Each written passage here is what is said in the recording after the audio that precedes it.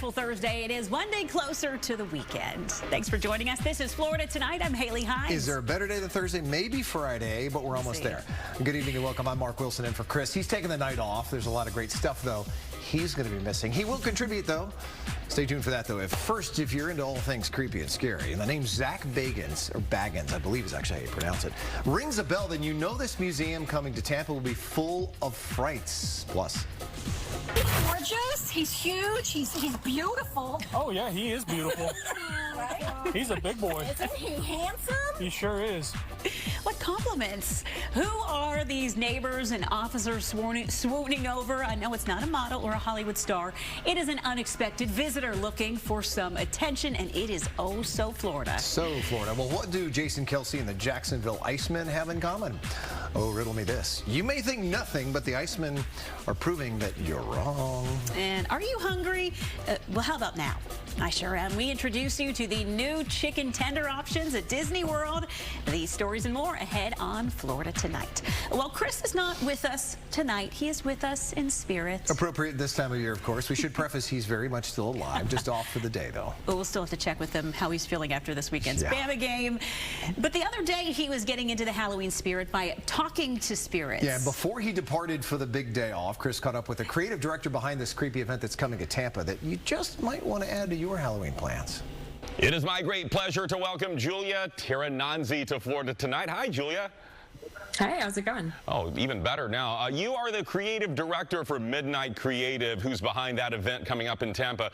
So, Julia, Zach Baggins has been giving viewers, dare I say, goosebumps since Ghost Adventures debuted on Sci-Fi back in 2007. Now he is sharing some of his personal creepy collection from his famous haunted museum in Las Vegas with us here in Florida. So what can we expect? So we have gotten together with Zach and crafted a really, really cool interactive theatrical event that houses 4 of his artifacts where we talk about the history behind each of these pieces. And then, of course, we paired spirits with spirits. So it's a cocktail pairing as well. So it's a 4-part production. Oh, some booze and some booze. I like that. All right. So can you share which of Zach's many artifacts that you'll be bringing that we can see here in Tampa? Yeah, I can kind of give you a little bit of a teaser on it. I don't want to spoil too much, but there's some very cool pieces. Bela Lugosi's mirror is one of them. That was a very cool object that has a quite extensive history that if you attend the event, you'll get to really hear more about it. But this mirror is used a lot for scrying, which is a whole practice to communicate with the other side. It was very, very interesting how Zach came into it in his possession. We also have Peggy the doll as well. Everybody loves a nice haunted doll to kind of lift your spirits as you drink. And then we also have Ed Gein's Cauldron if you're more into true crime, a bit more of the serial killer kind of background. So that's kind of spooky. And then I'm going to save the last artifact as a secret. That way I don't give away too much. Did you guys purposely choose Tampa's Cuban Club as the venue, knowing its haunted history? Yeah, Ybor City in general has just such an extensive historical significance. And so the Cuban Club was a no-brainer as far as selections for venue choices. We've utilized the Cuban Club many times over the years, and it is just the perfect, creepiest spot. Yeah, I did a little ghost hunt there a few years ago, and it is a spooky place. Julia, of all the supernatural entities you've heard of or perhaps encountered, which one do you think describes Florida in a nutshell? And Florida Man doesn't count. That's such a great question. I don't know. I mean, I would say more of like along the lines of cheekier poltergeists. It goes more, deep than just an apparition or a spirit that's on a loop cycle that's just kind of repeating its little energy patterns. So I would say Florida's definitely got to be a poltergeist, something with a bit more of a mischievous undertone and a lot more of a sinister background, I'd say. And if you guys at home dare to check out the event at the historic Tampa Cuban Club, you'd better hurry before tickets vanish. It's happening 3 nights only, October 23rd through the 25th. Julia Tirananzi, creative director of Midnight Creative, thank you so much for chatting with us here and creeping us out a bit here on Florida Tonight. Anytime.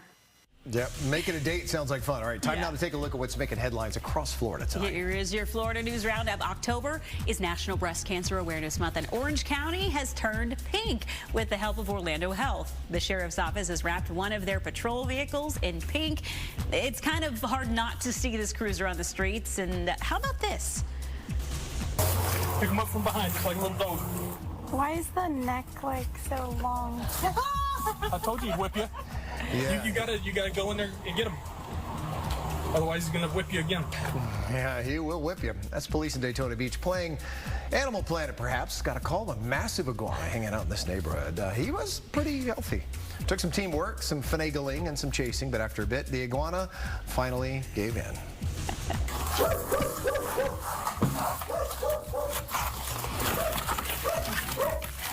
How are you doing?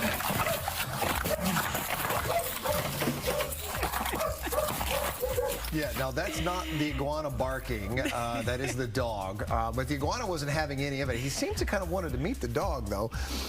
Quite frankly, the officer was done playing wrangle. That is solid muscle, by the way. Not easy. So they were able to wrangle him up, place him in the squad car, and take him away. The Daytona Police Department, by the way, had a bit of fun with this one, even giving him, wait for it, his own mugshot. And charging the iguana for stirring up some trouble. Mouth open and everything. That is a beefy iguana. Wow.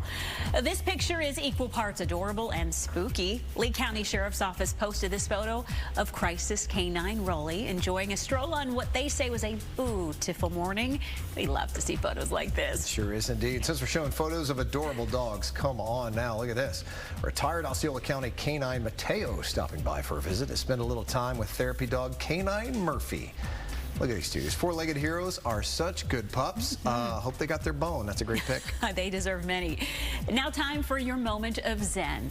What a gorgeous morning in Broward County. This video was taken in Dania Beach where it was quite breezy, but with a view like this, honestly, who's going to complain? We love a breeze nowadays. That means breeze somewhere. All right, how about the harvest moon on Tuesday? Florida Tonight viewer Sandy Hansen from Town and Country sent us these pictures. Just great pictures. We love to see them. Thank you, Sandy. And remember, if you have any pictures or videos of the sunrise, sunset, anything weird, strange, funny, beautiful, just showing off our amazing state, we want to see them, we want to share them. Send them to us at FloridaTonight@fox.com. All right, so raise your hand if you're a Billie Eilish fan. Yeah, her music, it is great, and it has been so long since we've been able to see her live in concert. It's been 5 years, in fact. That's the last time she was on tour until now.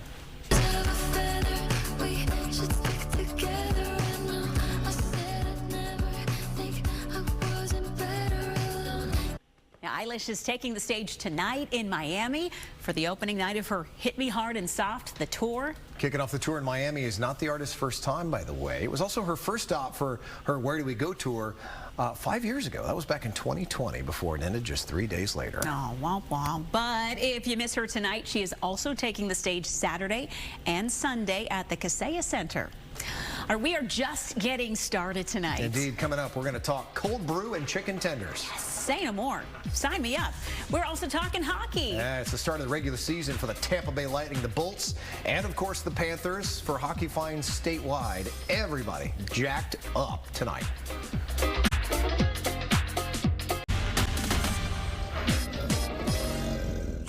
All right, so baseball, it was really one of my first true loves, as you know. It's a kind of sport where you love it or you hate it. Most of us love it. Of course. Yeah. America's pastime. But then Savannah Bananas entered the chat in hopes of turning anyone who was anti-baseball into an instant fan. It's not quite real baseball. It's some great baseball, but it's mostly just a lot of fun. Yeah, and tonight they had some pretty exciting announcements. We are heading to Florida State, Tallahassee, Florida. Oh, yeah, they know where to go, don't they? Go Noles. Right out of the gate, Savannah Bananas announced their teams will kick off their new tour at Dick Howser Stadium, which is the baseball stadium at the great Florida State University. Oh, that is going to be awesome. I have a feeling you might be there. These games will be on February 26th, 27th, and 28th. Exciting announcement here during their Banana Ball City selection show. The team's announcing more stops on their tour for next year, too. The team is also announcing 2 new Banana Ball teams. It's funny seeing them on the ship. That Raymond James Stadium show apparently was historic, too. So. It was awesome, packed, and everywhere you looked there was something going on, whether it was a routine, gymnastics, or the band just making their way through the crowd. So fun. All right. Book your tickets for Tally if they don't have a Tampa stop, but they'll probably have some other Florida stops as well. Yeah. Meantime, I want you to grab your jerseys, your rally towels, your flags, your lucky pucks, whatever you may have lying around, because it is game night for the NHL. Hockey season is back, and it just so happens to be home games for both Florida teams. We'll start in Tampa Bay where the Lightning kick off their season at the newly named Benchmark International Arena, or the Bench, as the cool kids are calling it. They take on the Senators. Then to the South in South Florida, yeah, they get their season going. They know, yeah. You remember what happened last year and the year before. These are your back-to-back Stanley Cup champions on the home ice to host the Flyers. Both teams are about 15 minutes into puck drop already, so we wish them all luck, and we can't wait to see where this season goes for both. Meantime, so everybody knows who Travis Kelce is, right? His brother Jason is almost as popular, and you know, former NFL player and all, getting some Florida attention tonight. Yeah, during the Kelce Brothers New Heights podcast, he was talking about a recent visit to Jacksonville. Yeah, he actually went to a sports bar to watch football. It's no joke. Only for the bar to be inside an ice rink. Several hours and drinks later, Jason ends up skating for one of the beer leagues playing at the rink. Can do. It turns out that rink is home to the Jacksonville Icemen. And they responded. Bar is in the ice rink. Jacksonville? In Jacksonville. Oh, yeah. They went on to say skating backwards is not a prerequisite after Jason said how he was struggling to skate backwards. But hey, the Iceman event even went as far as to give him a preview of what he would look like on the team. Oh, we can't wait to see this, for sure. So from the rink to the turf, UCF is getting ready for their annual space game, which is coming up next month. Okay, no, they're not heading to space, but that would be a pretty cool concept. That'd be a difficult thing with gravity and all, but still, instead they'll be repping some new gear. Okay, take a look at this. The overall look is called Mission IX, Mission 9 Hyperspace.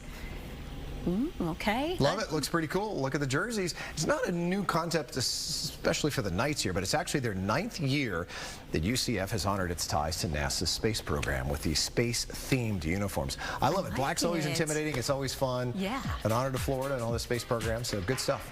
All right, coming up on the flip side of the break, all that ice talk got us in the mood for some cold brew. I'm sure we got your attention now. Well, certainly have mine. What new flavors are being served up at Disney World? First, having a live look from Clearwater Beach, where the views, well, they're great year-round. Some of us get to enjoy them all the time, but if you're not nearby, you get to enjoy it tonight. We'll be right back.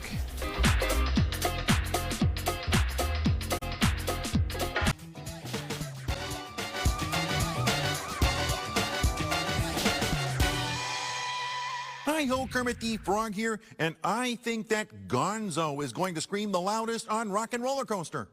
It is I, the great Gonzo, and I think Kermit is going to scream the loudest on Rock and Roller Coaster. What? I didn't think it was supposed to come back to me, but I guess I'll try again.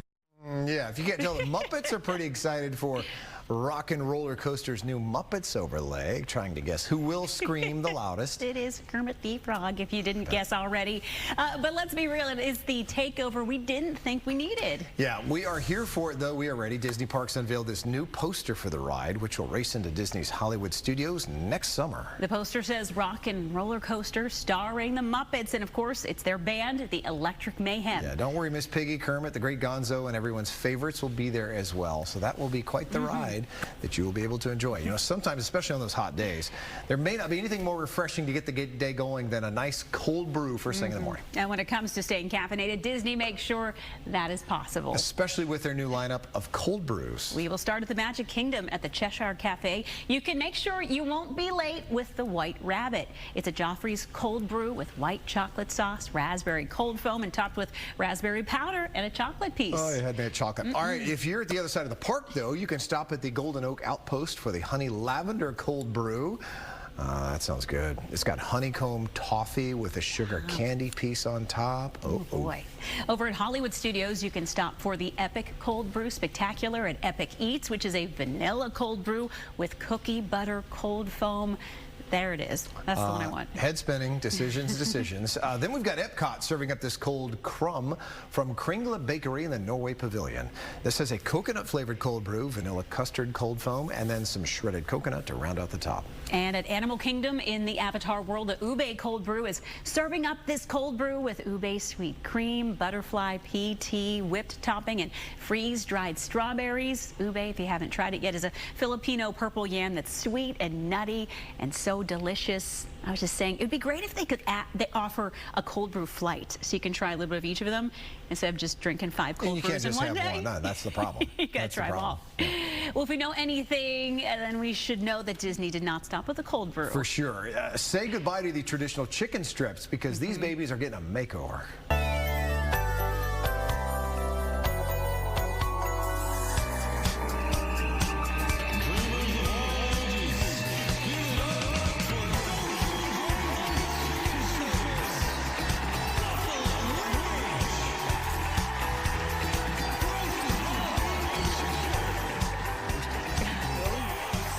those plain traditional chicken strips are getting a whole makeover. Now you can try all 13 new flavors. You're checking them out. That roasted jalapeno, I'll take 2. All right, if you don't believe in the mask, the dishes here, there's honey buffalo, buffalo ranch, sweet chili aioli, waffle cone. That's intriguing. Lemon pepper parmesan, gochujang glazed jerk barbecue with pineapple salsa, spicy aioli, roasted jalapeno cheddar. I'm glad you had to pronounce gochujang. I get spicy ranch, citrus glazed, buffalo, and seaside.